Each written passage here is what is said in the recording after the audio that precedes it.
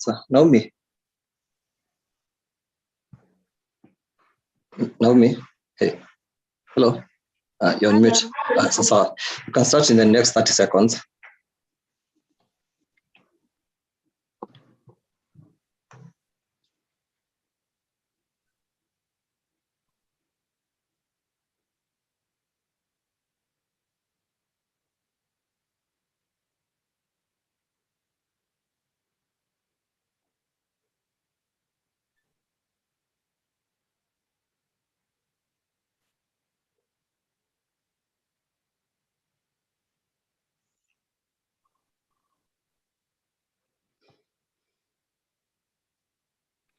Good afternoon.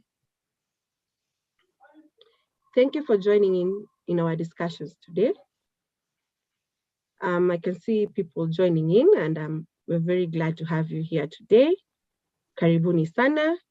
And I'm hoping that you're ready for our discussion, because we're going to have a wonderful time discussing about the violence that happens around election periods in Kenya. So before we continue, I would like to introduce myself and tell you why I'm here today. My name is Naomi Kilima Kajaira. I'm a project lawyer at Center for Rights, Education and Awareness, and that's CREW. Just in case you're wondering who CREW are, CREW is a feminist organization that fights for equality for women, because we know the term feminism has always been misconstrued. I would like to just start by there.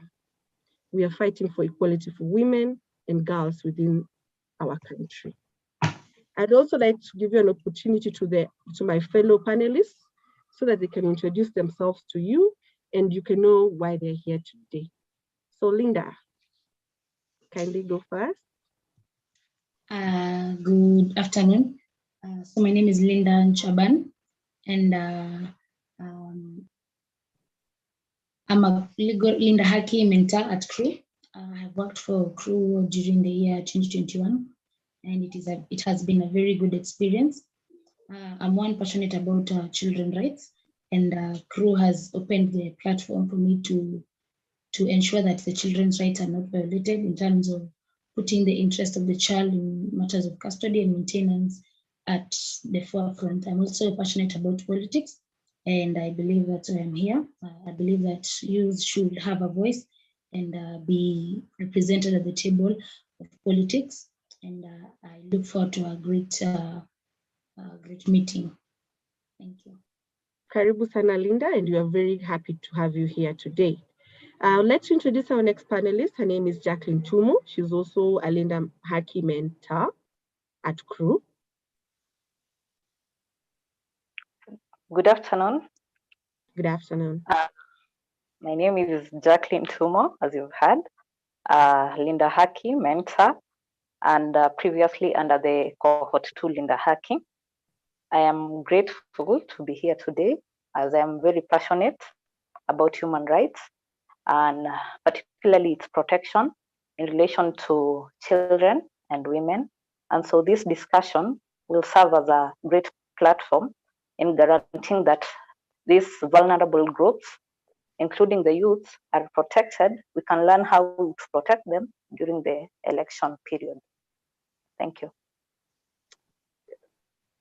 Welcome to Mo. Thank you so much. And we're very happy to have you here today. We have a gentleman in the room. He's quite an extraordinary gentleman. His name is Ruben, and he's a Linda Haki cohort 3 mentee. Ruben, karibu sana. Thank you very much, Ms. Naomi. My name is Ruben. I am a cohort 3 Linda Haki mentee. I am very passionate about the youth and children and their rights. I am a feminist. I believe in the equality of our rights and genders, and particularly for the conversation that we're going to have today, that is surrounding the youth. I think it's very important that the voices of the youth are actually those that are heard the most. in this talk. I'm looking forward to having a very great engagement with everybody. Cheers. Welcome, Ruben. I'm very happy to have you here. So I'm sure you're wondering, what is cohort 1? What is cohort 2? What is Linda Haki? Just to give you a brief of what we do and how we ended up with the cohort students here. These are legal students from different universities represented here from different universities. And we have a Linda Haki program where we have a mentorship program for the legal students to be able to harness their legal skills and to be able to give back to society, especially when it comes to legal aid. So these are students who come to our office to just learn and also to give back to the society. So this discussion is very, very timely, especially if you have been seeing what has been happening. The woman that was stripped naked yesterday by Boda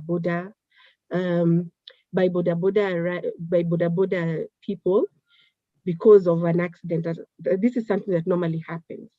So violence has become something that is very, very normal in our country. We can call it normal because people feel like, oh, now I don't feel like this person is in my same capacity. I have power over them, so I can use violence against them. And that is why when we sat down in our stations with the Linda Haki students, we felt like we need to have a discussion on an exploratory discussion on whether youth are in the epicenter or the victims in political violence and any other form of election-related violence in Kenya. Because every time when we see even if you look at the TV, if you look at news, anytime you see people are going to rally, people are throwing stones, it's always the youth.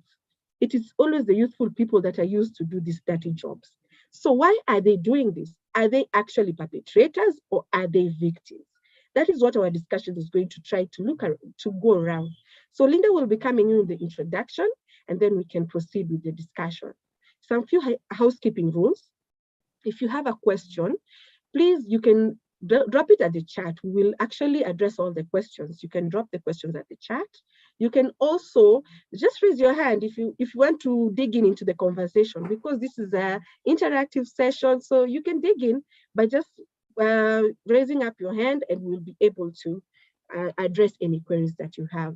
So Linda, you can tell us why are we talking about violence right now? Violence and politics, why?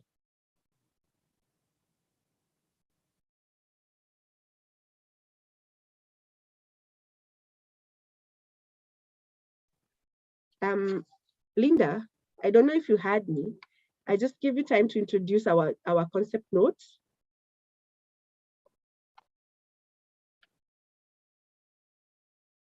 Sorry, I was on mute. Sorry. Okay, so I'll take us through the concept note that is leading us to this discussion. It says violence is a national disgrace and Kenya has had its share of embarrassment. Following the announcement of presidential election results on December 30th, 2007, Kenya experienced the worst electoral violence since the inception of multi-party politics in 1992, with over 1,100 people killed, 650,000 displaced, and the country was deeply divided.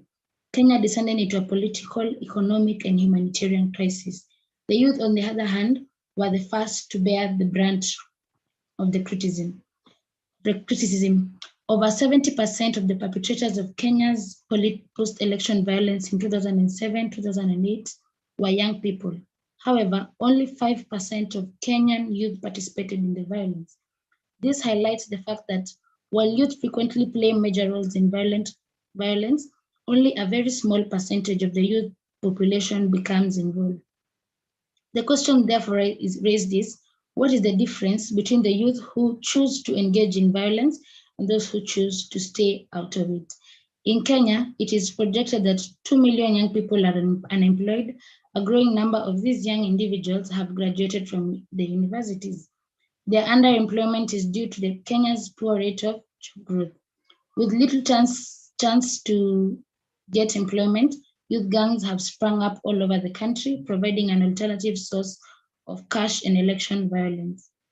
Political aspirants have been known to mobilize youth, particularly during campaign periods, to harass and intimidate oppositional aspirants and supporters. However, the current rise of youth vying for political seats seems to show us that there's a change for the positive among the youth. The likes of Boniface Mwangi, Bakta Wanyama, Solomon Kuria, and Anne Mwangi show that the youth no longer want to be used as agents of violence, but want to be the principal candidates of change by joining political parties and vying for political posts. So this discussion is trying to raise awareness among youth and how they should positively influence politics in our country. Wow. So we want to see how youth can be used to positively. Yes, positively. We are going to do, what are we going to do positively? We are going to be able to positively change the political climate in Kenya. So, Ruben, do you believe that this can happen?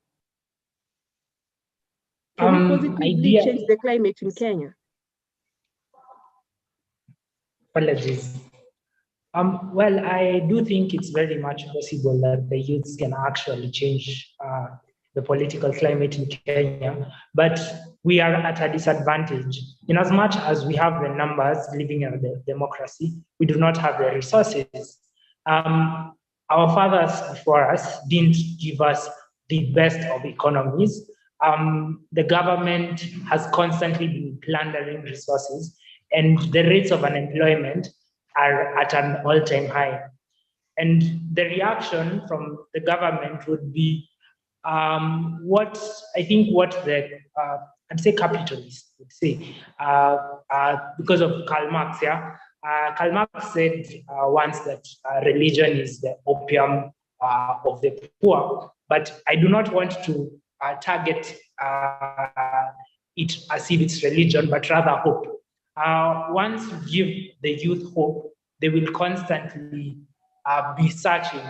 So I think the politicians do know that it's the youth who will attend their rallies, not the rich men in Runda or Karen, or, those are not the people who will be attending their rallies. Those are not the people that can buy off. So the lack of resources is more or less, I think, very intentional by them to make sure that in as much as we have the numbers, we do not have the capacity. So in impacting positive change, I think that is where we should all first try to target, that we are financially capable to actually make big moves and push, say, for bills, push for every single desire, and the other aspect is the fact that most people get into politics as a hustle. They know that, I think it's funny that there is a hustler narrative. Yeah, they know that they'll get money to plunder them. But the reality is they worry so much about themselves and their families, forgetting that they are actual representatives of a whole society. And once they are able to represent the whole society, then and only then can we have actual change. So I think there are two ways to do that. Okay. I hear what you're saying, Ruben, and I totally agree. When Linda was introducing us, she said that the Educational Development Center in 2009 did a survey, and out of the survey, we saw that 70% of the perpetrators of Kenyan post-election violence in 2007 were young people. This is the reality. Young people are taking part in political violence. So, Jacqueline, kindly tell us, what kind of violence do you feel like the young people are being engaged in? What type of violence can we term as political violence? Thank you, Naomi. The youth, as Ruben has earlier stated, due to their economic marginalization, are prompt to engage in violence, but not all of them. And in most of this violence, you find it's the physical violence, where they attack people, like in the recent events in Tononoka grounds, where the opponents of a particular political party were going against the other opponents. and they were engaging in physical fight. That's one of the form of the physical violence. Also, there is sexual violence, where people, in the course of election violence, people are assaulted and they are sexually harassed. And there have been several cases. And a key example is like under the constitutional petition of 2013, where some members of the public, around 6 women and 2 gentlemen, were sexually harassed during the post-election violence of the 2007-2008, and the case was taken to court and a judgment was given to that effect. Another form of violence is destruction of properties, so economic violence, and gender-based violence. You might find in a domestic setup, you might not agree with your partner and you end up being subjected to some form of violence within the domestic setup. Yes. Thank you so much for that, Tumo. I know there are many types of violence, but let me tell you something. Is it okay for this violence to happen? Do we have laws that are preventing any type of violence, especially political violence? Linda, just dig that in. This question goes to all the 3 of you. Anyone can go first. Tell us, what kind of laws are there? Is Kenya protected in any way? Are Kenyans protected from political violence? Yes, I believe the country is trying to handle political violence cases like Madam Tumo has mentioned, the petition that was done in 2013. It was guided by the Constitution of Kenya, which you all know, the human rights that women are supposed to be protected from sexual-based violence. They're not to be discriminated, that once there's violence, a petition can be filed in court, and the survivors or the victims of such violences are entitled to compensation as per the law. Compensation, as it's guided in the Constitution, may be in terms of monetary, restoration of property lost or such things, or damages, and such are the laws that are already there. The Constitution is the supreme law. So I believe having the Constitution should be a safe place for us to understand that once we are victims of such violences, we can file such petitions in court, and we are protected by the Constitution. I can let the other panelists give another law. No, before you go and before you leave, Linda, there's something you've just said about filing a petition. So let's assume a common wananchi, the wanjikos, as we are called by politicians. So that wanjiko that is in the village, they don't know that this petition exists. So I know the men who actually came to my house when there was a political rally. I know this is so and so son, this is so and so. I know the men who came to my house, and they actually came and sexually assaulted me. And I go to the police and they tell me, because you maybe belong to a different party, maybe they don't follow up on that. How will I get justice? Me being Wanjiko in a village, not knowing there's a petition, how will I get my justice? I believe that's where the civil societies come in. That's where the civil societies come in, like, for example, CRU. And also the case we have just mentioned, it was not filed by, the victims were part of the case, but it was filed by civil societies that believed in the rights of these people. They looked for these people. In fact, it took, I think, 5 years, from 2007 to 2013, to find and collect these victims, and actually go to court in 2013 and file this case, follow up this case. So I believe if it's upon us as the civil societies to reach out to such victims. That's why we are creating awareness that even the victims, the Wanjikos, the people in the rural areas who think that they can't access justice, maybe because they don't understand the law. I believe the civil societies are doing a very good job in reaching out to such people and following up. That case took 7 years to get a decision. And I believe the civil societies are the ones that pushed that agenda. They pushed for that justice to be reached. So I believe even if the victims are not able to access the law, they can access justice through the civil societies. Thank you for that, Linda. Very passionate about what you do, and we can see it's coming out in you clearly. And Ruben, Jacqueline, tell us, what are the laws? Because Linda has comprehensively represented the Constitution, but do we only rely on the Constitution when it comes to political laws?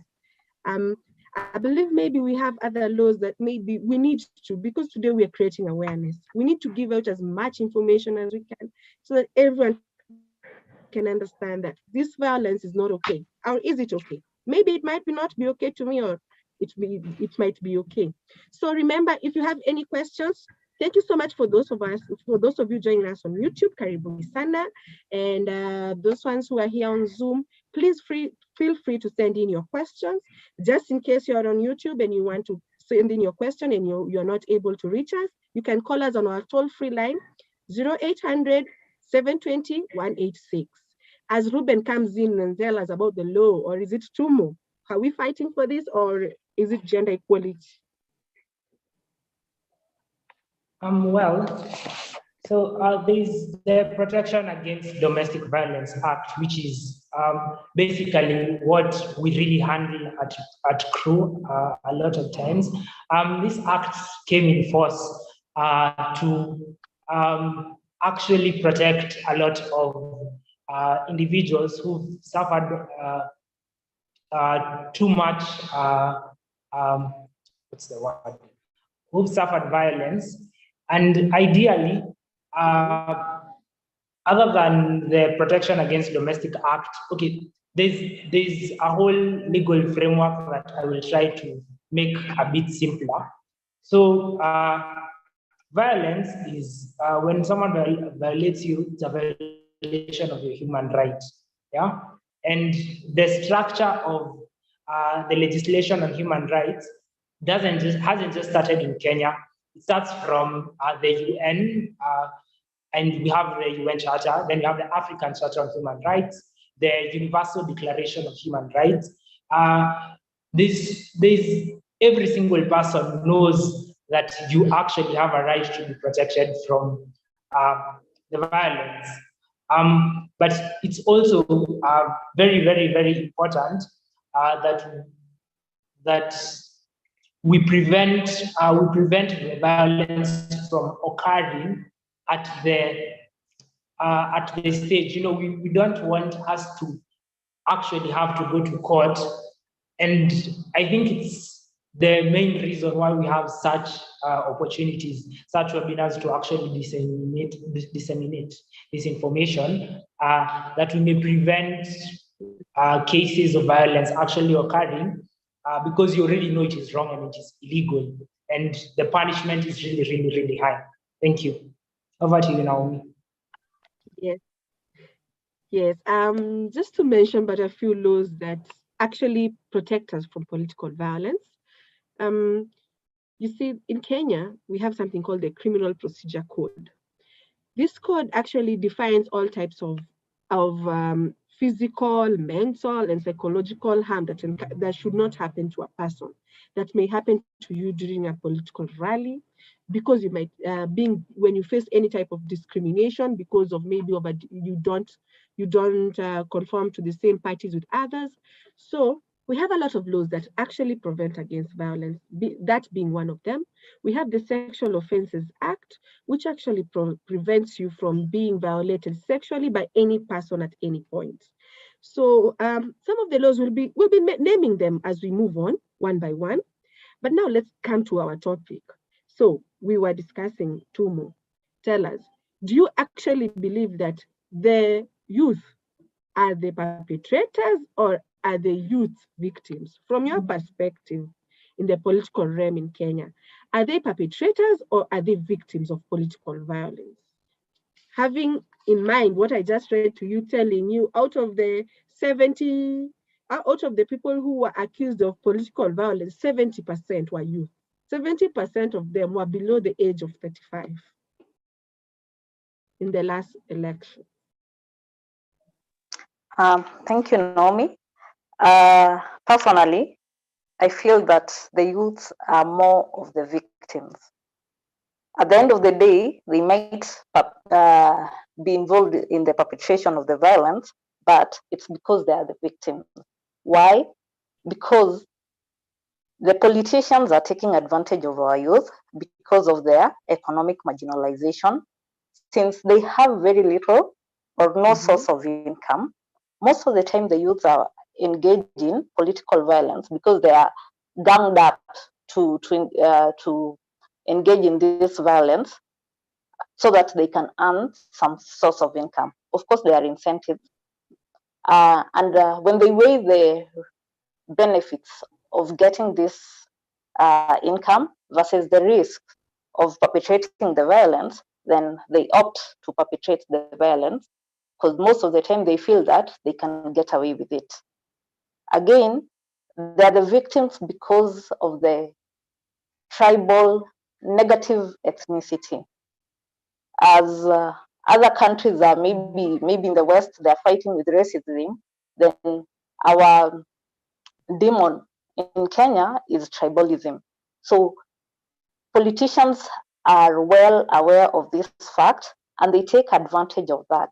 Such that during their campaigns, they will rally people along their tribal lines, and there are youths that may fall into prey, like they fall into that trap, and then they go ahead and perpetrate violence against other people.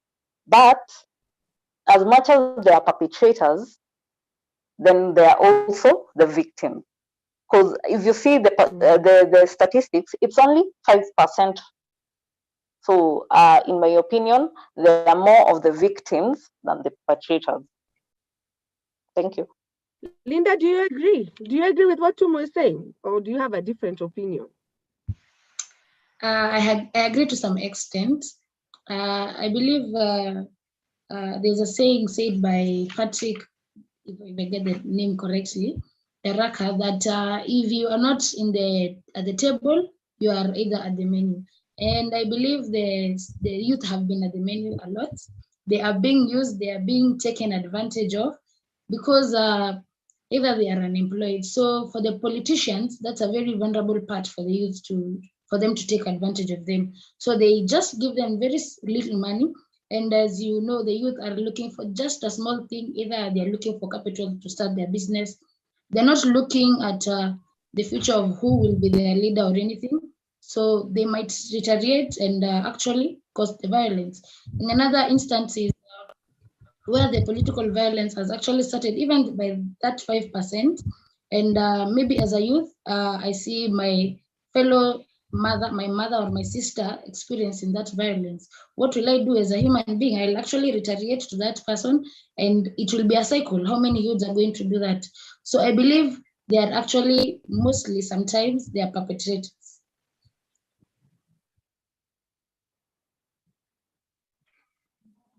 Okay. I hear what you're saying. I hear what you're saying, and I don't know if you can hear me now because I think my network was bad.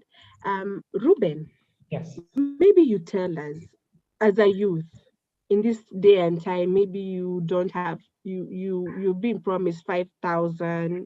If you maybe cyberbully a certain politician, so you start saying, "Oh, I slept with this." This is a true story that happened to a lady who wanted to actually vie she wanted to vie for a seat.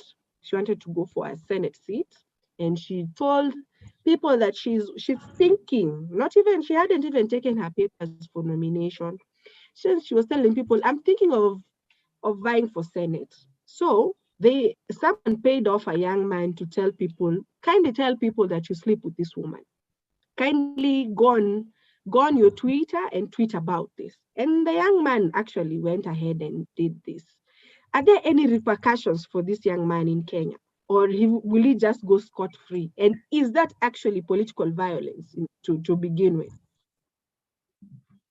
All right. I think it's very, very important to actually address this right now to anyone who does not know. Cyberbullying is actually a crime in Kenya. We have the Cybercrimes and Misuse Act. There's an act that actually provides against cyberbullying, and you can be tracked, you can be found. So do not think about doing it. But anyway, well, I think there are very many repercussions to actually cyberbullying, and you can actually classify this as a political crime by virtue of the fact that this woman had explored and had given out the interest to actually participate. And in as much as a young person, maybe and possibly her manifesto would have been pleasing to me. But due to the brokenness and the value of that 5,000, people see it easier to risk committing the crime, and because most people feel like they can get away from, the repercussions of such an offense. Can you guys hear me? We can hear you. We can hear you loud and clear, Ruben. We can hear you. All right. I thought on my screen had an issue, it had frozen. I thought that couldn't hear me. But anyway, as I was saying, so yeah, there's the Cyber Crimes Act that has been enacted, and violence doesn't just have to be physical or verbal or in the presence of each other. In this day of technology, in as much as technology is good, it also has its possible negative effects. And yes, that can be classified as a political crime, and she can get remedies sought through, say, private prosecution applications to the DPP if the police do not open up an investigation immediately and do it. Okay, so we have seen it is a crime. Cyberbullying is a crime. So from what we are trying to say is that even if someone tries to cyberbully you into not participate in politics, which is your right, you can actually just go to the police, do a report about it, and so that you can be able to get remedies. There are remedies available in law, especially in the criminal procedure, where it is well laid out what people can do and cannot do to you. So we are now discussing on, can someone be charged over political violence? Can someone be charged? Because we've seen over the years, over the past, I think 3 months, we've seen more than 5 different politicians being told that they actually misused information, and nothing is happening to them. We have seen people who have been brought for incitements, but nothing has happened to them. We can name them. We have so many politicians who have been brought to the limelight because of political offenses, but nothing is happening to them. Should this be the norm, or is it that there are laws that are not being implemented? Are there laws, or is it just the thing? You can get away with anything so long as you're a politician, especially if you're a youthful politician, for that matter. We can get ideas from any of the panelists. 2 more. Naomi, if I can answer you. Yeah, Yes. there are laws that prohibit the use of violence or incitement for that matter. Particularly under our domestic statutes, there are laws governing the election processes, starting from the Elections Act of 2011. This one regulates the conduct of elections generally. And so if you commit any offense under that, then there comes in the Election Offences Act of 2016, which prohibits the use of force or violence during the election period, either before or after.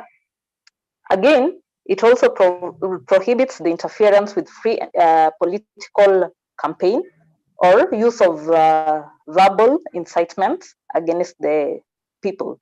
So yes, there are laws, and in real sense, people should be charged for these offenses. And I'm sure there are members of there are politicians who've been charged for incitement, but there are cases, of course, we know that they take time to be decided, and so that's why we feel like maybe there's nothing being done. But yes, there are laws, and in case any person feels that someone has has used violence against them to prevent them maybe to make a certain political decision, then yes, they can report the matter to the police, and the same they can be charged for the same. You brought in another angle that we had not even explored yet. And I love the fact that you brought it in so simply, because the elections in Kenya are governed. And I think under the constitution, there's no type of discrimination that is allowed in Kenya. So do you feel as if the youth are being discriminated because of their age, to a fact that when they're being used for political violence, you said they were victims and they were not victims at the same time? We are still on a debate about that. But my question is, are there duty bearers that are supposed to be able to protect the youth against violence? Are there duty bearers that are supposed to actually prevent the youth from being exploited? Yes, Linda?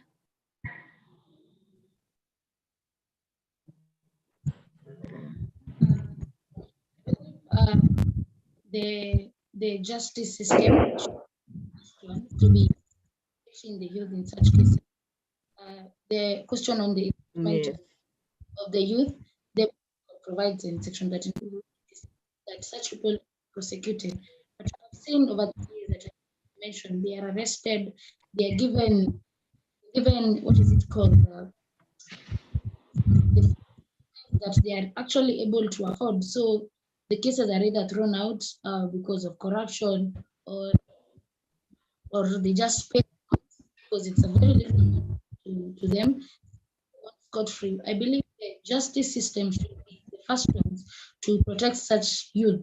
Should people be persecuted and arrested or even jailed, I believe they will be able to continue with their political aspirations, not being influenced to violence by such. Okay, I see Ruben wants to join in the conversation. Yes, Ruben. Well, I think the first thing I'd say, essentially, I noticed that I didn't really state my stand on whether youth are actually victims or the epicenter of elections violence. And I do believe that the youths are actually the victims. Mm-hmm. This is because the youths are born into a system that has already been created, a system of laws and a system of an organizational system of governance that already exists. And there are particular people who are already there in power. And ideally, the people in power make the regulations. You know, he who has bread makes the rules. And this has constantly been happening over the last years that we've had we had political violence and election violence. In 2007, the police were used by the sitting government to suppress the members of the opposition even before the riots had begun. And then once the riots began, the police were used against the militias. Yet the police are the ones that we are actually the police are the ones that we are actually going to seek help from. So I do believe that we are the victims of this aspect we are the victims of political violence, and at the same time, we are more or less like a panga. You do not prosecute a panga, you prosecute he who holds the panga. And we need to go to they who hold the panga and actually put them accountable for all this. Okay. So I love the fact that you've owned it and you've already identified yourself as a youth, and you're saying we are actually victims. But now my question comes in. Have the youth been hindered from participating politically? Because we can, from the statistics that we read earlier, we can only see 5% of the youth actively participate in politics. Why is that?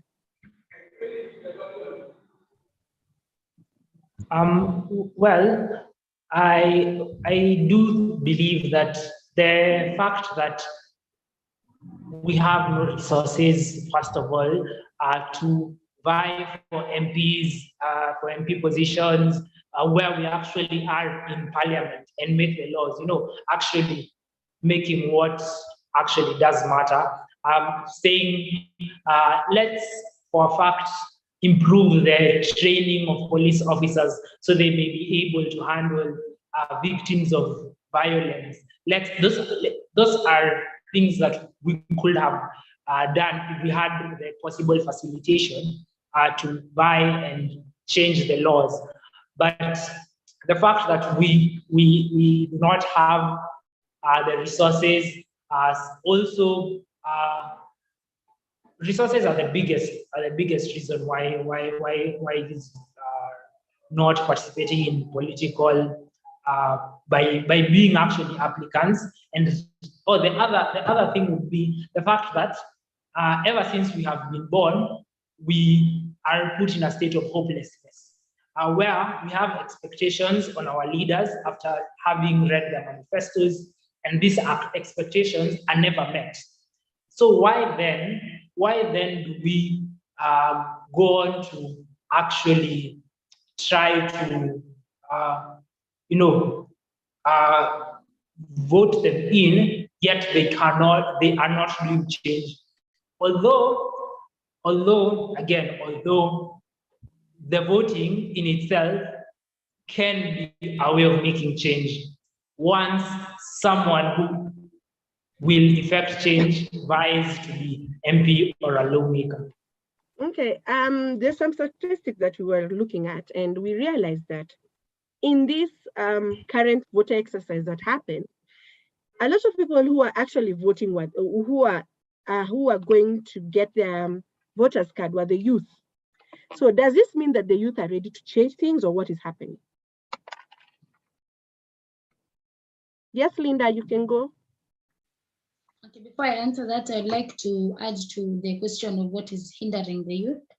I have 3 points. Number one is a priority, that the priority that is given to in nominating the politicians in maybe political parties is given to the ones who are financially stable, the ones who are known, and the ones who are who have the say.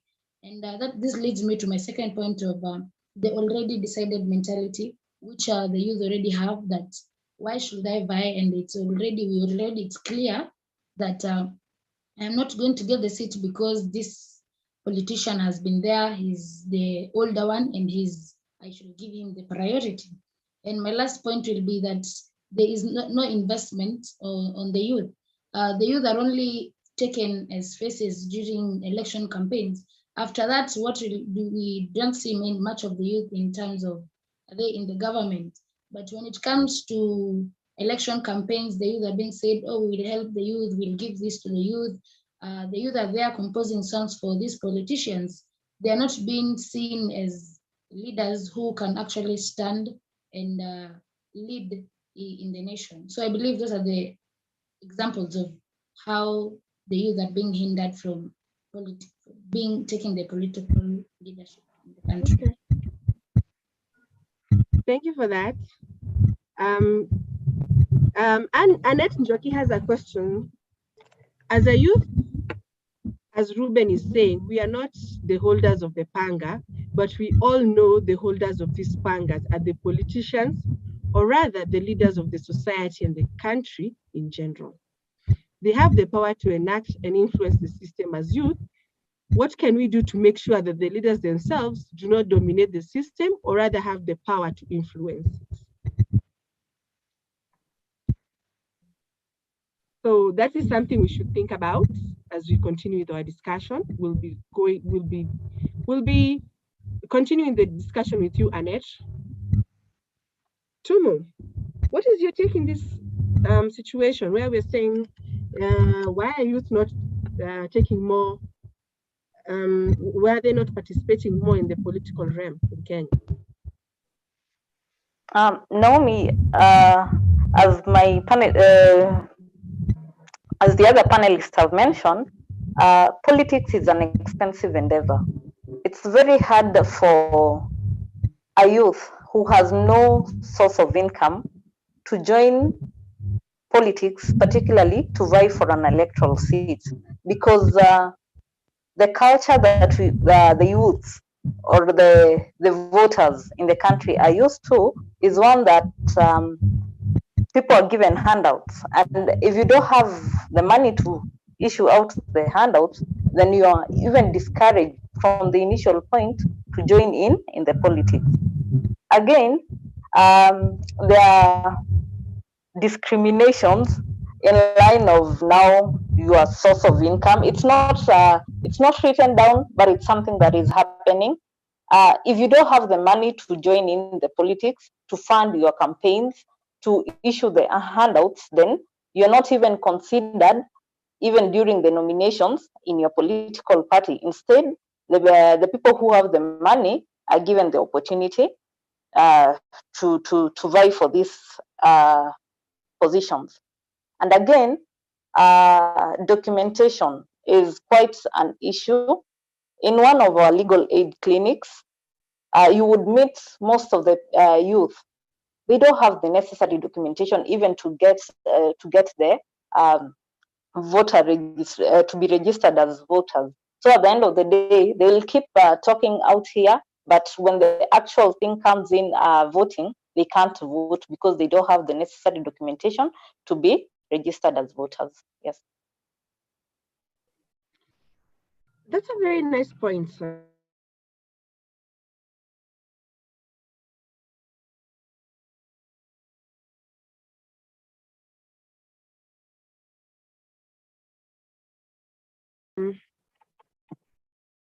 I don't know if you can hear me because my internet hanged a bit. So I want to find out, there's some campaigns that happen in campus. I believe all of you are campus students. You have cleared, some of you just cleared school the other day. Ruben is still in school. So let me tell you, what the same violence that we see in the general election is the same violence we're seeing happening in the universities. We even know to an extent that Nairobi University comes to a total standstill when they are having their student union elections. This is something that is very evident. So basically, is it that it's a culture that is in us that during elections there must be violence? Or is it something we need to unlearn? Or is it something that is there? Can we not just have peaceful elections without violence? What is your take on that, Tumo?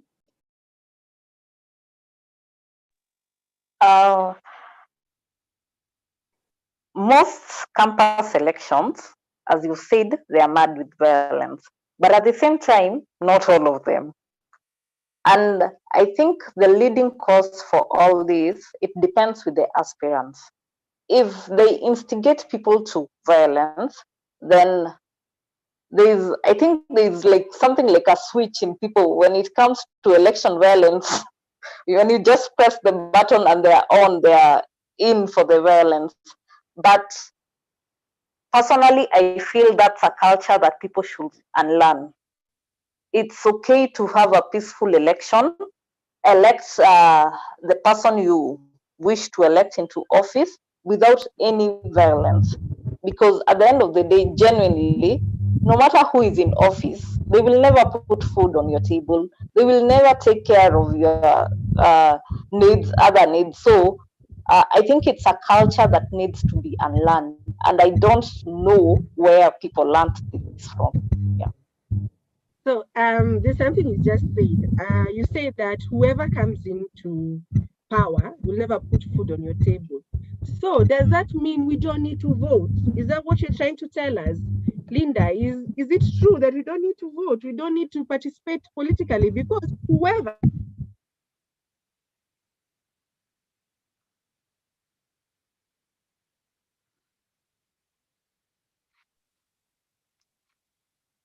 was hanged?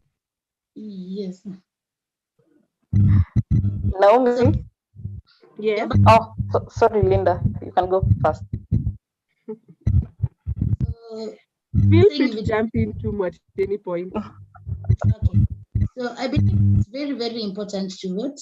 As I was doing the research also, I realized that the leaders don't just arise and wake up early in the morning and decide today I'm going to be a leader. It's a process. One decides today I'm going to be an MCA, tomorrow I'm going to be an MP. It's a process before even one decides to be the president. Even in our universities, it's a process. If the student decides today I'm a class rep, tomorrow I'll be the leader of the entire school. So I believe once we start choosing the people we want just from the very bottom, even as they go up, we are able to keep them accountable and even move them up the ladder by voting for them continuously, because we know where they're coming from. But these days, we don't even know who is coming to vie, because a certain political leader has told us to vie for this one, we do that. But I believe in the universities, we actually need to vote, and even in the entire country as a whole, we have to vote, because 10 years from now, the person I'm refusing to go vote for as the MCA will be vying either as a, and I'll be saying, I don't know this guy. He has been trying to call for votes as an MP. It's because I don't want to vote, or because he put food in my table. I will at a loss 10 years. Please vote now, and we should vote at whatever level we are voting for. Yes, I hear you. I hear you say we need to vote, but do we really need to vote, Ruben? In that, Well, I've had people discuss it, and I've had people say that you don't need to vote because the vote has already been decided. So we already don't have let's be honest. We all know we are not very, very confident in our electoral process. So Ruben, do we really, really need to vote? Is there a need? well, it depends. Again, it depends. I'd say that because democracy is the worst possible system, but it's the best of the worst. There is no better alternative. And in as much as it works, well, I think if you run an organization or a company, wouldn't choose the leadership of that organization or company based on competence. Therefore, I personally don't agree very well with the democratic approach, but at this point, in the situation and circumstances, we need to vote. This because the elected leader disappoints you. You remember that you actually need to be accountable to yourself and to the next time you go to the ballot to actually elect a leader. The moment you vote, you have a say in a sense. And well, in our country right now, I wouldn't say that I am aware of any possible prior election malpractices that have been planned that voting will actually not make. But I think important. Then I think I want to address the university of it. I did some very. I wanted to be elected when I was in high school, but at around 20, the government decided that we are too violent, we cannot have a for all form of democratic system, and they brought about a new law. It's known as the University Amendments Act 2015. The University Amendment Act 2015, what it did, it removed the voting system whereby every student actually goes and votes in the particular individual, but rather they put in, I think, a college system, like what happens in the US, where you vote in for delegates to represent your institution or your class or a particular group of people, maybe your school, and then these particular delegates then vote in the president. the students' council, yeah. And I think that would actually work for a government like ours, whereby we select the little man, the guy that we know. And when he goes then on to vote, we can hold him accountable to actually getting in a president of this particular interest. And I think that's the only good way when voting would make sense to me at this point. I think that would work very, very easily. So if I'm hearing you correctly, you would want us to have reforms on how we are doing our elections. Definitely. That's what you're trying to say. So you've already identified a gap in our election laws. There's so many gaps that have been identified on different fronts. For example, the LSK, the Law Society of Kenya, we shall be having our elections on Thursday. And from what we've seen, what LSK is doing right now, there hasn't been any political violence seen from the Law Society. But this is not to say that violence has never been there before. It has always been there. So when Tumo was telling us, it is like a switch that comes on. Like, it's like, wow, now you are on. It's elections time. Forget everything you know about human rights, throw it out of the window. Forget everything you know about the laws, throw it out of the window. Police, forget everything that you know you're supposed to be protecting people, throw it out of the window. Politicians, forget that you're supposed to be fighting for the people, throw it out of the window. So should we then adopt your method whereby we shouldn't have any elections, leaders should be imposed on us? Would that be better? Would there be less violence? That's just a question. Would there be less violence? And please feel in, just a minute, feel free to join in our conversation. You can use the chat button. You can also raise your hand. We would like to hear from you. This is an interactive session, so feel free to join us.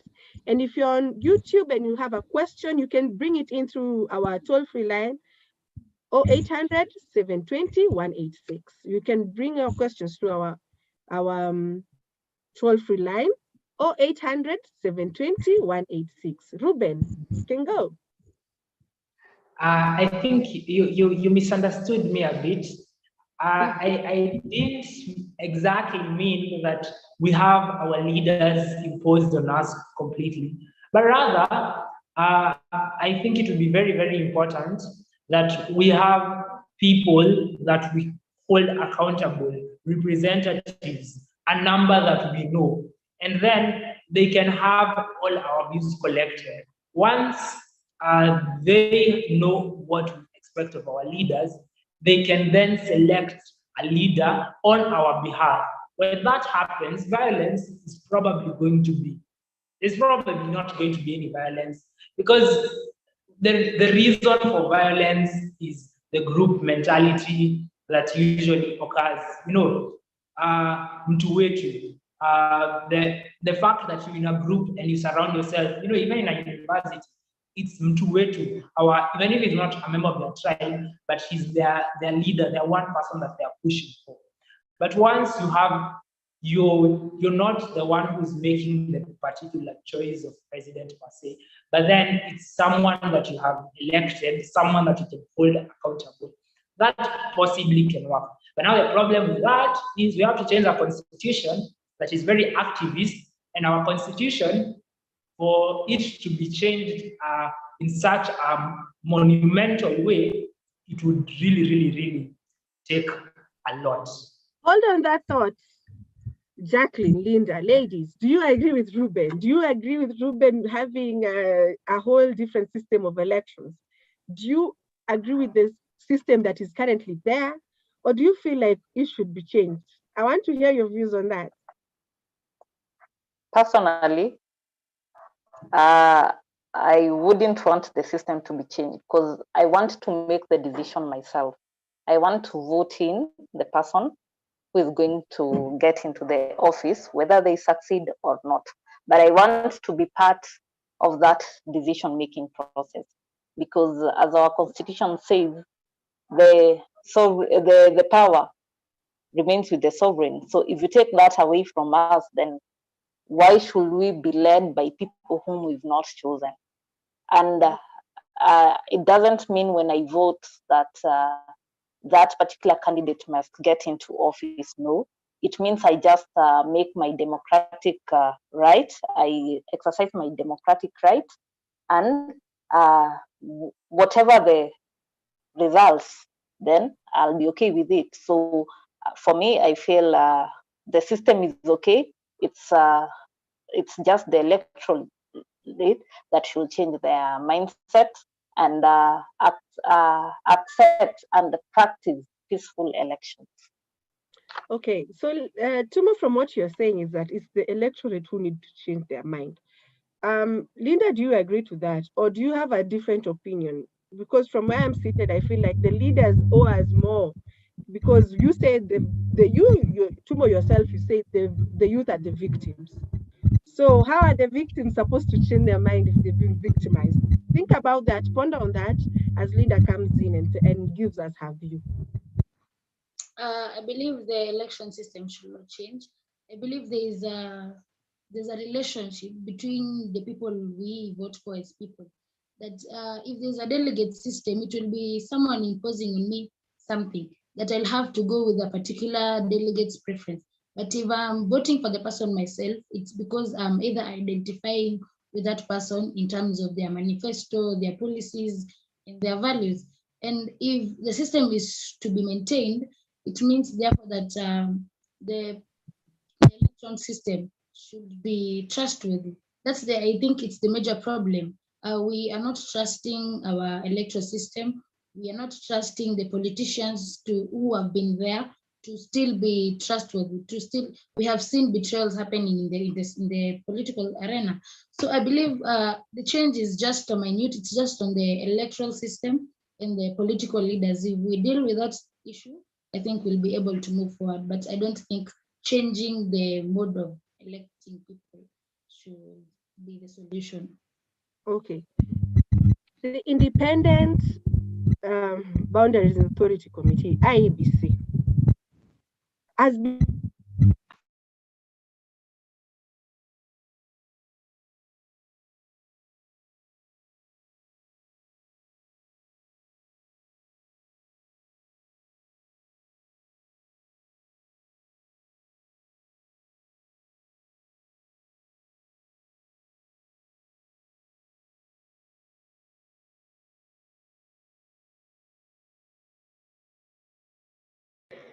Ms. Kilim, I think we've lost you.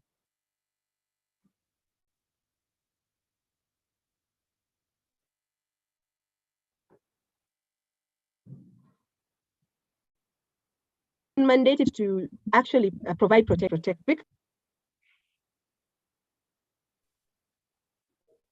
Sorry about that. I believe my call dropped. Yes, it's Linda. Linda, you were explaining to us. Please what is the role of IEBC in all this? I believe the role of IEBC is, first of all, to mobilize people to register to vote, ensure that they free and fair elections during the election system, and it's also mandated to conduct civic education to everyone. Everyone should be able to understand the voting process. If you're not happy with the results, what are and all that. So I believe vote to ensure a free election, and before that, they are supposed to. Linda, we are losing you. Maybe you would check your internet connection.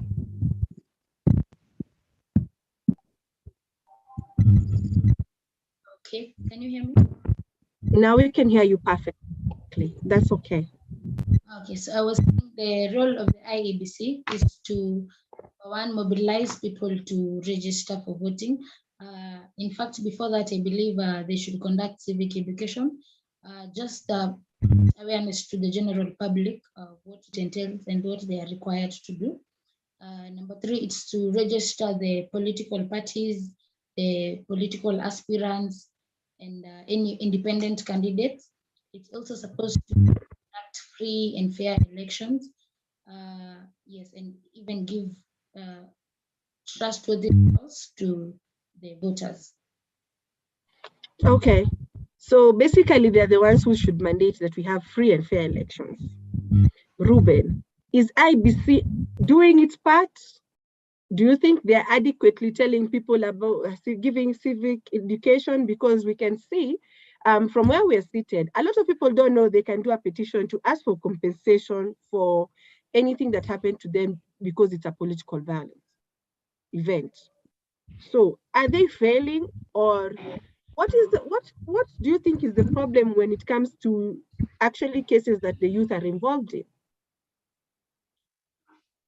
Well, ideally, I am not very big on institutions, and the IEBC in itself has been given one of the biggest mandates by the constitutions, and it has been given a mandate to actually ensure that the next governance for the next 10 years, or for the next every single time that we have elections, we're going to have free, fair elections. You're going to have voters actually aware of what they can do in the event that political violence arises as against them. And well, in all honesty, they are not doing their job.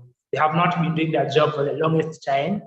And I say this because most of us never actually knew that they are not doing their job. We assumed, most of us we just live in a society and think IBC is going to function after 10 years. But they have regulations that are set out for them to participate, to work through the period. They had a deficit of commissioners, and we didn't realize this. We also failed on our part because we didn't hold them accountable until the BBI and the BBI. The whole BBI saga made us actually realize, the IBC did not have the constitutional requirement for the number of commissioners. So then how have they been handling the activities? The IBC did not continuously update voter registration. The IBC I have not seen any IBC poster at my place. I have not received pamphlets or leaflets. How then are they conducting civic education? Do they think that I randomly know? I have not been invited to a baraza by the IBC through the chief. I have known all the knowledge on election laws. Were it not for interest in seeking out and maybe say law school, I probably wouldn't have any particular knowledge. Yet it is in their mandate. Ruben, hold that thought. Let me ask the ladies. Linda, if it was not for law school, do you believe you would have information on politics, especially on political violence, if it was not for law school? Let's do a survey. Everyone, if it was not for, if you're a lawyer or if you're interested, if it was on your own accord, would you have information of what IBC should be doing? And that is what Ruben has just mentioned to us, some of the functions of IBC. So it is clear that there is need for civic education in our country. And do you think that it's the lack of civic education that is leading to the political violence? Can that be a factor, Linda? Pardon? Can the lack of civic education, in the country, is it a factor that may be leading to the political violence we're seeing among the youth? I believe so. I believe if it said in the Bible that for lack of knowledge, my people perish. So I believe if the youth don't have the necessary knowledge, they will actually turn out to violence because they're not understanding what is happening. So what they understand, what is laid out to them is violence. So that is what they will. So if there's no civic education, then we are perishing as a people. Okay, Tumo. Tumo, do you believe that political violence can actually be curbed through civic education? Can it or can it not? And to what extent do you feel like civil education can change, can make us unlearn some things? Okay. As much as ignorance of the law is not a defense, genuinely, most of the public, the Wanjikos, they're not aware of the laws regulating the election processes in Kenya. They're not even aware of their rights. So I think with civic education, most people will be aware of their rights and their corresponding duties. And that way, it will help us to curb the election violence. Okay, there's one thing we should realize, like the majority of the youth are on social media. And we ourselves at the Linda Haki program, we've been using social media as a tool to educate the youth on the laws that are available and on the conduct that they should be doing during the political timelines. And also, we've also been really vocal on facing gender-based violence during the political arena, because from research, we've seen it's going high. Every time we have elections in Kenya, gender-based violence goes high. It's as if they are concurrent. A lot of political violence is connected to gender-based violence, yeah? So do you think that it is now time for the youth to use their numbers to create the change? Or do we still see ourselves like we are bound by social norms? What do you think about it? Anyone can go first. We're just opening the discussion on how can the youth bring change in the political realm at the moment. The political climate in Kenya is high. How can the youth use this to our advantage to change the narrative? I personally believe that the youth can actually change the narrative through social media, raising awareness. But I also think that it should be something that they embody, something that we should actually either be taught from growing up as children, and once we become youth and we become people who can actually make an impact, we already have, say, the know-how, and we embody it. A few years ago, I'd say, not a few, very, very many years ago, washing hands was not considered important, and the benefit of washing hands to save germs and save lives. But when it was discovered, a guy was actually shunned. He was told it wasn't important. But when the value was actually seen, then everyone started washing their hands frequently, sanitizing. Look at you, you probably all have sanitizers in your purses right now. Yeah, so we do that.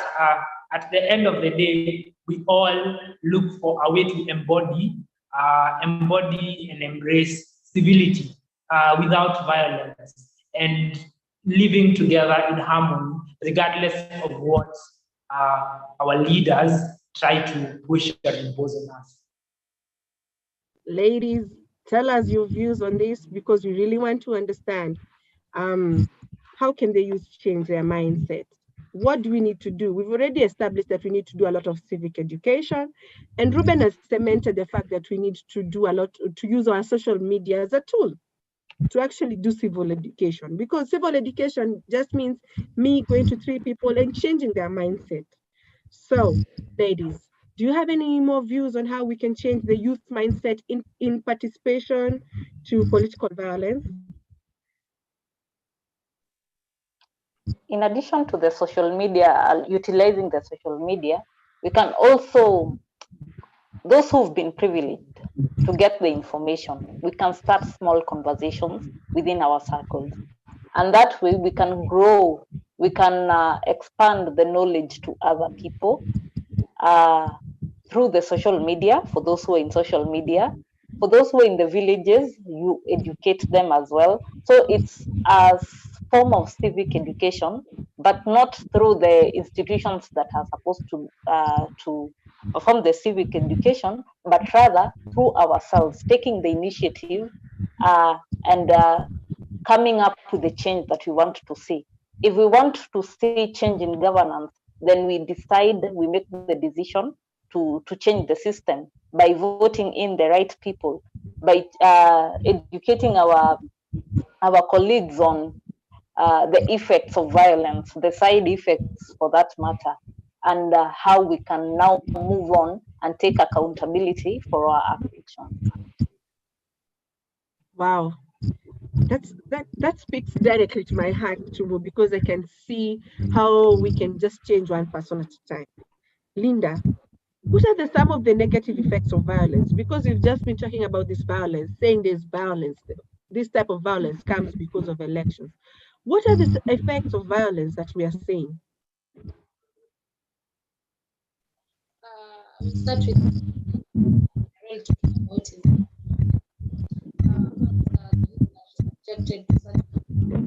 Linda, we are losing you. Maybe you can maybe adjust your mic. Just for Can you hear me? now, we can hear you. Okay. So one that is close to our heart, which is mental health, subjected to such issues. The immediate one is the yesterday's, or is it on Friday? I believe it was made on Friday, but the video has circulated yesterday of how that lady has undergone sexual assault. And we can all think that the mental health and the trauma that this young lady is going to have in future. And I believe that's one of the effects, negative effects of violence. I believe also loss of properties. Youth are known to maybe currently to have started businesses on their own because of lack of employment. I mean, so if there is political violence, you will realize there's vandalism, there's economic violence, and people are going at losses because of such violences, and youth are actually also bearing the losses in their businesses. You'll get maybe someone started their business, but because of a violence, they have lost everything. And remember, this is maybe someone who has saved money for the entire campus years, and now the business is done away with. So I believe those are basically two examples of the youth are negatively affected with violence. I would also like to address the question of technology and how the youth can use it as a tool. So I believe I will quote one of my friends who said learning and unlearning some things. So as youth, we need to unlearn the old ways of politics, the old ways of inciting people to be against other politicians. We need to push the agenda of oneness. As youth, we are the major population in this country, and if we pull together, learning to pull together as a community of the youth, we are able to push down the negative ways, negative forms of violence in our political scenes. Yes. Oh, thank you, Linda, for that, for enlightening us in technology, for making us go throughout the journey of violence and what violence affects. Actually, a lot of people and a lot of us assume that mental wellness is not an important factor in our community. I'd also want to continue urging you, please continue sending in your questions. We'll be answering your questions in a bit. You can talk to any of us. We are ready to listen to you. Send in your questions. You can raise your hand. You can also send your questions to us via our toll-free line. You can also send your questions through the chat. There's one thing that has stuck in my mind. We continue saying that political violence can come to an end from unlearning and from civic education. And also, we've also talked about the duty bearers. Like IEBC is one of the duty bearers. The police are actually a duty bearer because they have to ensure safety. That is one of their functions set out in our constitution. So we've already named that people need to know the laws. People need to know the harm. But as a perpetrator, let's say today someone is offering me 30,000 to go and actually throw stones to someone's car. And then the police officer comes and finds me in the process of throwing the stones.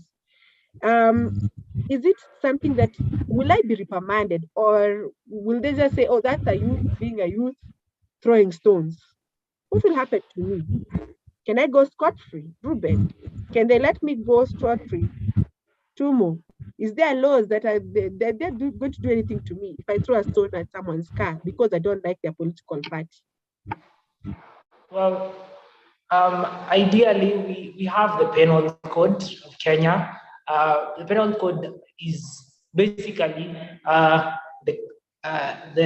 big book, the big statute that has has most of the crimes, and throwing the stone towards the car, it's actually a form of violence. It is a crime, and you can be charged, definitely. And well, in a country like ours, sometimes, and this is so sad, sometimes the owner of the vehicle can actually retaliate, and the police can also the police being duty bearers. I really advocate for training and retraining of police officers. The police officers being duty bearers might actually treat you in a manner that is well against the law. Before taking you to court, they make sure you suffer the consequences. They try to twist you to give them a bribe after beating you or something of sort. So ideally, in as much as you might want or need the 30,000 or the 5,000, it's never really worth it. Not at the cost of prison time, not at the cost of your morality, if you have any. Over to you, Naomi. Yes, Ruben. It is clear the youth are being used to perpetrate violence. It is clear there are laws that govern against that. And it is very clear that those laws are not being followed. So our conversation has been aimed at making fellow youths to actually start unlearning some cultures that we've learned from our forefathers. And I feel like, don't you feel like culture, our African setup, is one of the things that is against progress? Because from what we are told from the beginning, ni wahenga walisema, ni wahenga wanasema. So tunajua ni wahenga ambao wako na wisdom. So we know it's the ages, the sages, the wisdom is never from a young person. So how will this young person lead me with their age as now age is a handicap. In politics, actually, age is a handicap. Do you believe, Linda, that youth can actually lead this country and lead it better than the wahenga? That's a question to you, Linda. Yes, I do. I believe we have the capacity as the youth. We have started learning some things. We have started learning how parents force us to do courses we don't want. We have started learning that we can actually go outside our parents' cocoon and fly like birds and do whatever we want in arts and entertainment. We see all that. We have embraced technology, something they don't know how to use, for lack of a better word. But I believe as a youth, we have a long way to go though before we start leading this country forward, because I believe there's some aspect of influence that we also need from the old generation of how leadership is supposed to go and all that. So even as we try to unlearn their negative ways of politics, we can try and pick up positive things from them. Do you believe our country can benefit from good governance? Tumo, do you believe our country can benefit from good governance, especially the youth? Yes, I do. Good governance being one of the constitutional values, our national values. Yes, I do, because with good governance, then it means better services for the people. Then it means accountability and protection of rights. While you're speaking about violence against the youth, then it means the state will know its responsibility in the protection of all people against any form of violence, not only political, but all the other forms of violence. It means that even our economic growth will improve, and therefore limit these effects of youth being used to perpetrate violence simply because they don't have the necessary income to support their livelihoods, and therefore they fall victims to that. So good governance, surely it can help with improving everything within the country and stopping the election violence. Okay. So with good governance, I think like maybe we don't know what good governance is in Kenya. Maybe in a nutshell, before we're about to wind up, please send in your questions. We are very happy to have you here today. Continue sending in your questions. We shall be addressing your questions shortly. Maybe we can just, in a nutshell, say what is good governance?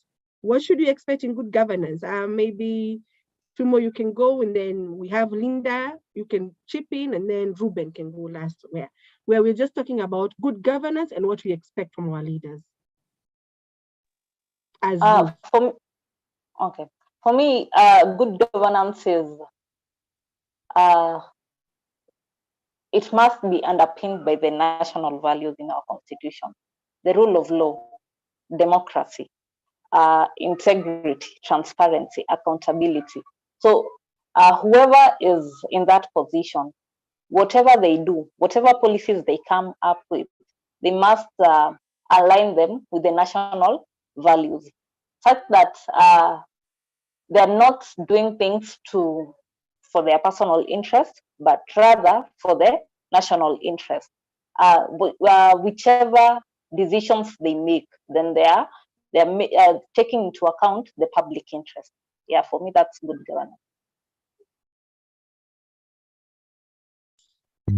Thank you, Linda. What is good governance to you? For me, good governance is inclusion and people participation, whereby we are not just told as the youth that we need to have conversations of where we are going to be as a country in 5 years. We are to be incorporated in the implementations of the ideas that we bring forward to the table in terms of governance. So it means that we are not excluded. We are working together with the government. The government is not working for us. We are working together with the government to implement the ideas that we have put forth as youth and as people of the country. So that's good governance for me. Okay, so you want us to work together with the government. You want inclusions for the youth especially, which is a very, very strong point. And if they include us, we know we will not be used to perpetrate the violence, because the violence will just disappear. Ruben, what is good governance to you? Well, I do love the drafters of the 2010 Constitution. Yeah, the drafters of the 2010 Constitution gave us actually the principles of good governance, and they're very fundamental principles that I do not think most of our governors, our leaders actually adhere to. We have transparency and accountability. It's not once, not twice that we see our leaders in graft scandals, corruption scandals. We could name over 10 in the last possibly couple of months. We just had new ones, and it's just a lot of public funding that they actually take for themselves. So one, integrity; two, transparency; three, accountability. You have a whole bandwagon of election what they call voters who actually pushed and supported you. Be accountable to them. Accountability to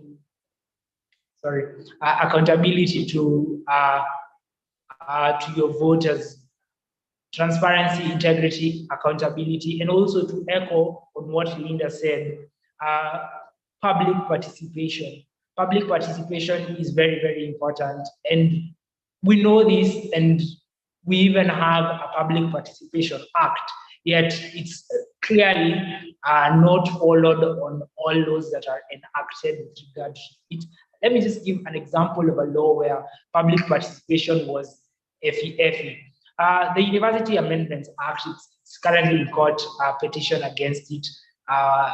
Of course, maybe it stopped the violence, but then the stakeholders, public participation was not complete, as it went only to the institutions, the lecturers' associations, but to the students themselves who are affected, there was zero public participation. So ideally, transparency, accountability, public participation, integrity, and finally rule of law.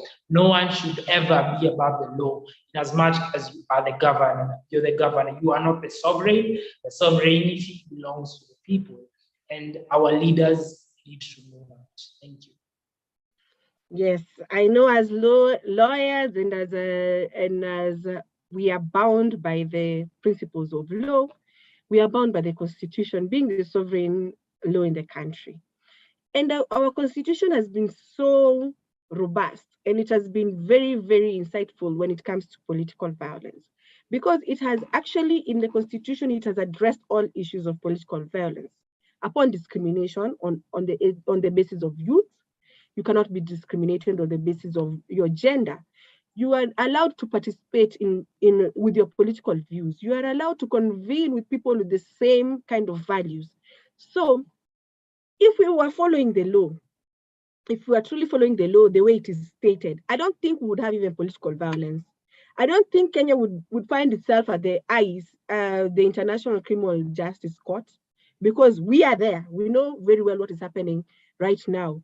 We're being shown the ugly clause of Kenya, where victims were actually being harassed to an extent whereby it was being shown as if Kenya has no regards to law. So does our political class have any regards to law? And if they do you think in these current elections, we will not see any political violence? Two more, and then we can have Ruben, and then Linda can go last.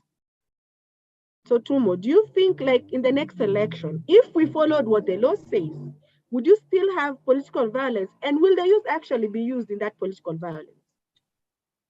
No, because the law is so clear. It prohibits against political violence. But the problem is the rule of law is not adhered to. There's no equality before the law. There are people who feel like they are above the law, and so they can get away with breaking these laws. So if that is addressed, then we can manage to have a free and fair election, very peaceful for that matter. Yes. Linda, or is it Ruben first? Ruben? Well, ideally, in an ideal society, everything is good. In utopia, everything is good. And we have laws. And if we followed them, I kid you not, everything would be perfect. If we followed our laws, how did we be scared to walk around in the middle of Nairobi with right from the bank with say 100,000, and maybe it's even at 3 a.m. with no fear whatsoever for my life. But then again, we have duty bearers who actually do not follow their duties, and they do not follow the law. And we also have now our politicians, our political elite, who are the reason violence happens. They instigate it, and they know that instigation in itself is also against the law. And once we put them to question, they always find a way to, not say manipulate the law, but rather manipulate the justice system, or even manipulate the police themselves, or the prosecution, where they don't even get prosecuted for such matters. And it's very, very unfortunate, very unfortunate. All I'd say is we need leadership that is transformative, that will transform all of these things, transform the justice system, transform the corruption, transform the parastatals, the ministries. One leader whose goal is to do that, then I would easily support it. Thank you, Ruben. I hear what you're saying, and I totally understand what you're saying. We need to make our leaders accountable, and we need, in the next general election, when they used to stand up and choose leaders who are going to be reformist and who are going to look at, and anyone, we should make a pact and say that everyone who's instigating violence should not be voted in. Thank you, Florence. You say you're enjoying the conversation, and it's very insightful. We are very glad to be there. And Linda, now you can tell us, what do you think?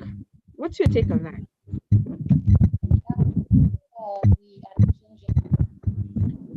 Linda, we are having trouble with your...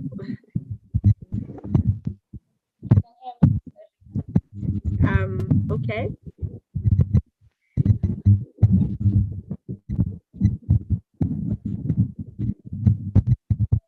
As Linda is trying to sort out her sound, Hezron is stating that I'm loving this conversation. What Linda has just said speaks true. We, the youth, need to unlearn and learn. We have a potential to leave this country better than what the Wahenga left us with. I think this is something we should really think about. I don't know if any of you has ever listened to the Sauti Soul song that says Tujiangalie. That song speaks volumes because it actually mirrors what is happening in the country, especially to the youth when it comes to the political arenas. You know, wasani ni kioja jamii. So I feel like we should actually start looking at ourselves and say, as a youth, what am I doing to instigate this political violence? What am I doing to prevent this political violence? Linda, is your mic well? Can we?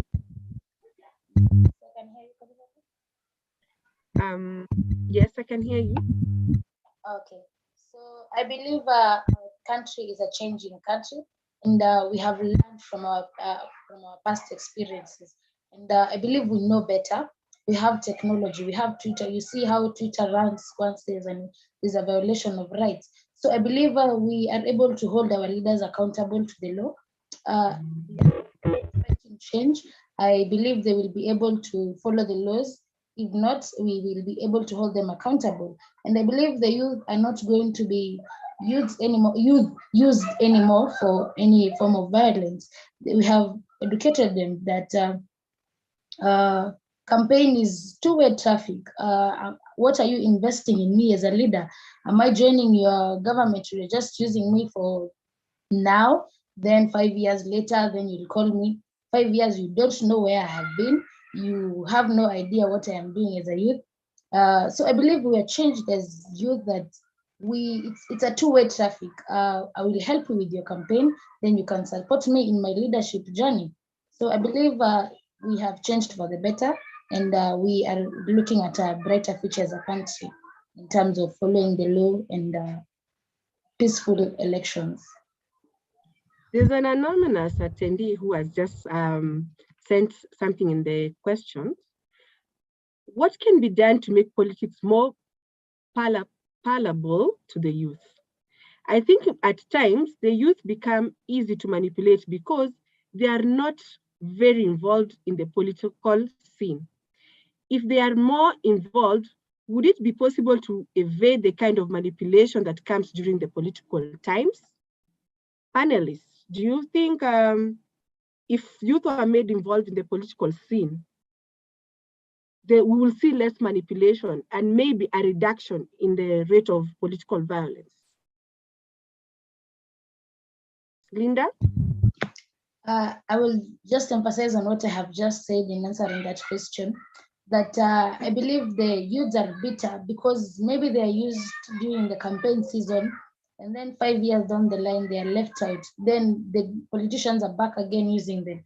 So I believe the cycle of being used is what causes them to have the motivation or the incentive to create violence. But once we include them in the government, after elections, during, even before, way before the elections, I believe we'll be able to avoid such violences. Thank you, Linda. So Maria Nambuya is saying, by virtue of the fact that we have, in the past, we have seen that the rule of law has not been followed. This includes direct court orders.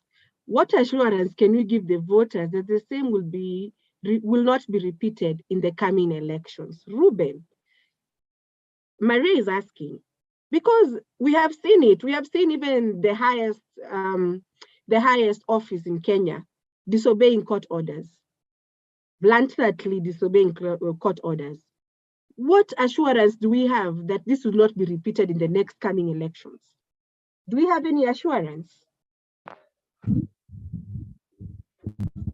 Well, I think that is really a very hard question. This is because we will be trying to judge the particular candidates that we have on the basis of their future. But the reality is most of our leaders do have manifestos and track records, yeah?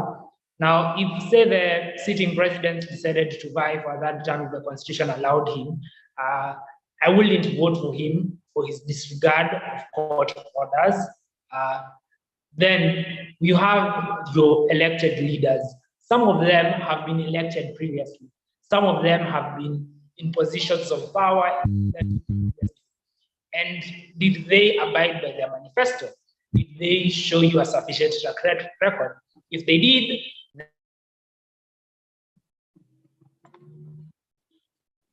we lost you, Ruben. Ruben, I don't know if you can hear me. We lost you.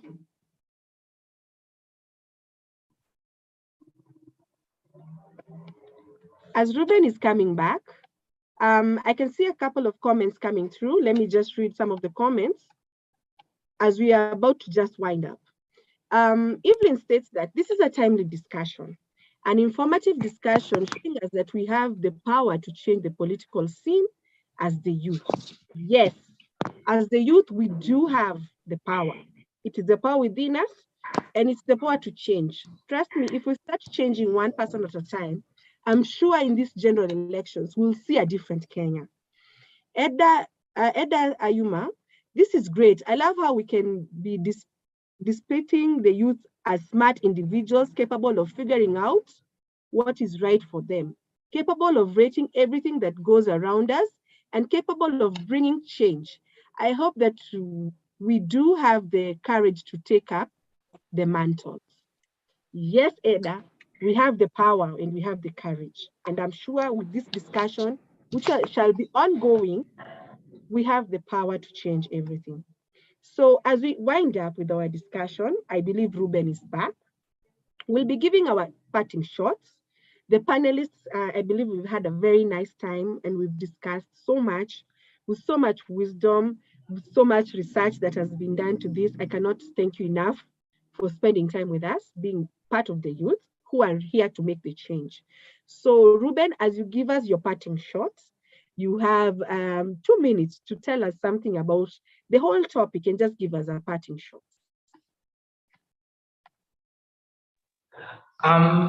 Once again, I continuously advocate for you to know yourself and know the fact that tomorrow you're going to need your neighbor, that tomorrow you are going to need that salt, that sugar from your neighbor. And once you get violent towards your neighbor will probably not do that to you, will probably not give you the sugar nor the salt. And you're a young person out there who has the ability to actually vote in leaders who have good track record. I am not advocating for any particular leader, but rather you have the opportunity and the chance to actually make a difference in the little way that you do it. I wouldn't have much to say other than the fact that you have a little longer to live on this earth. Try to make it better wherever you are. Thank you. Ladies and gentlemen, that is Ruben Kiiru, a Linda Haki mentee who's currently at the cohort 3, a student from Jomo Kenyatta University, urging you to vote wisely and to do an audit of the current leader that is coming to you. And please, as a youth, do not participate in political violence. Jacqueline Tumo, you give us your parting shot now. Thank you. Thank you for the discussion. And finally, I would like to urge all of us that we have the power to make the changes that we need to see in the society. The change begins with a particular individual, and finally it can manifest itself in the society. So start the conversations within yourself, the small circles that you have, share out. You've learned whatever you've been able to learn, the laws against election violence, please share with others and take accountability for your actions. We've seen that youths are the victims. According to me, they are the victims of election violence, but they can also be the perpetrators.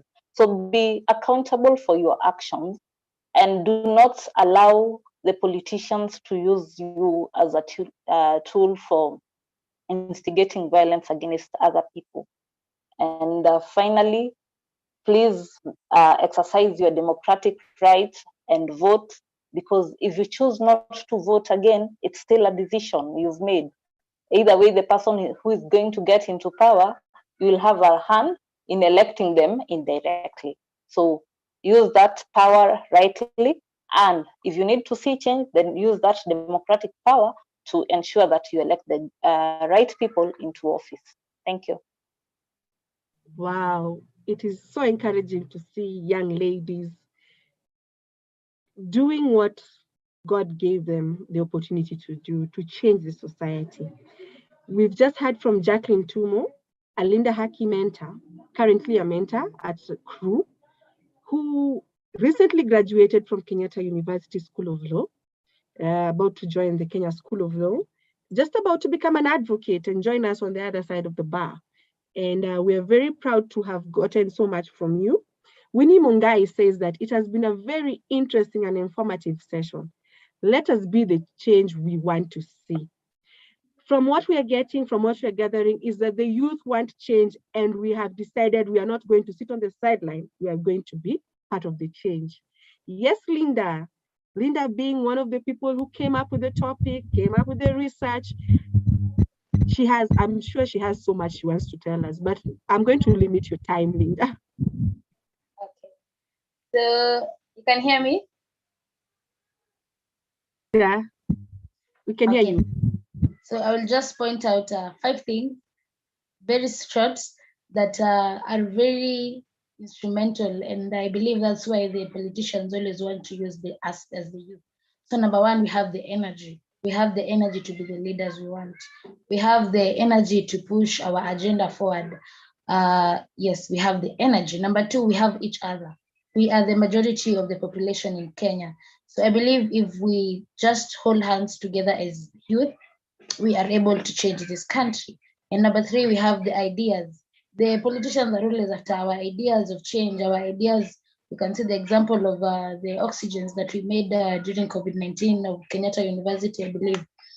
So we have the ideas. So we are not to sell our ideas to the highest bidders. We are to implement them ourselves. Number four, we have the wisdom to know who we want as our leaders. And number five, we are the change. Thank you. I am just speechless because of the amount of information that we are getting from you, Linda, getting from you, Tumo, getting from you, Ruben. We cannot thank you enough. Maria said, this has been a great and enlightening session. Thank you for this discussion.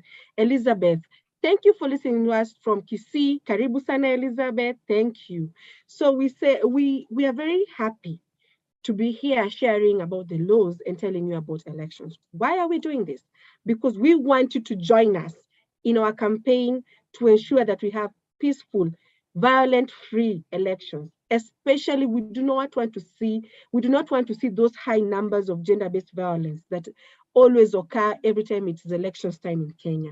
We do not want people to propagate any type of violence. Especially, we do not want the youth to be used to propagate that type of violence. And that's why we're here today, here to urge you to be an ambassador. All the information that we've given unto you, we're still going to send you a pack from CRU where we are going to send you an information pack. And we want you to be an ambassador in your universities. We want you to be an ambassador in your clubs. We want you to be an ambassador in the bar. We want you to be an ambassador in the market. We want you to be an ambassador in your village.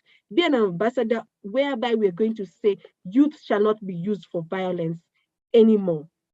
So just in my closing shot is that if you have any legal needs, especially any legal needs that are accruing from gender-based violence, kindly reach out to us through our toll-free line, that is 0800 720 186.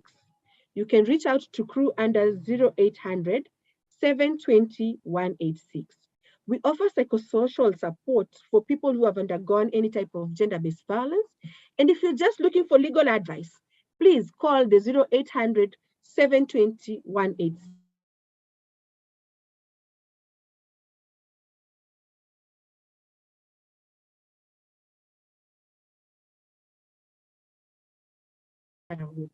So you have been listening to Naomi Kilima. I'm an advocate here at CRU, and thank you for spending your time with us. We do appreciate your time and we do appreciate your contributions. We love the information that we have gotten from you. And with that, I would say goodbye. And please feel free to reach out to our toll-free line, which is on the screen. Karibu sana. And we do urge you to make good choices during this election period. Kwaherini.